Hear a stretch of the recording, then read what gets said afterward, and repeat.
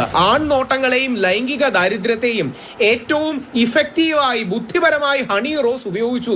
മാതൃഭൂമി ന്യൂസിന്റെ super prime time ചർച്ചയിൽ പങ്കെടുത്തുകൊണ്ടാണ് Rahul Easwar honey റോസിന്റെ വസ്ത്രധാരണ രീതിയെ ചോദ്യം ചെയ്തത്. ഇതിനെതിരെ ശക്തമായി രംഗത്ത് വന്ന ഹണി റോസ് തന്ത്രി കുടുംബാംഗമായ രാഹുൽ ഈശ്വർ ഏതെങ്കിലും ക്ഷേത്രത്തിൽ പൂജാരിയായാൽ അവിടെ വരുന്ന സ്ത്രീകൾക്ക് ഡ്രസ് കോഡ് കൊണ്ടുവന്നേനെയെന്ന് പറഞ്ഞു.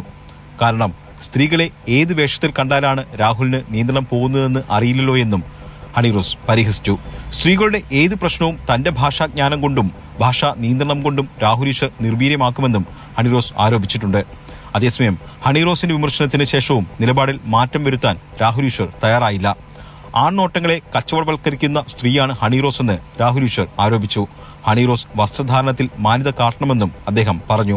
ഹണി റോസിന് വിമർശിക്കാനുള്ള റൈറ്റ് ഉണ്ട്. പക്ഷെ ഹണി റോസ് ഓർക്കേണ്ട ഒരേ ഒരു കാര്യം, സമൂഹത്തിൽ വ്യാപകമായി ഹണി റോസിനെതിരെ വസ്ത്രധാരണത്തിന് വിമർശനങ്ങളുണ്ട്.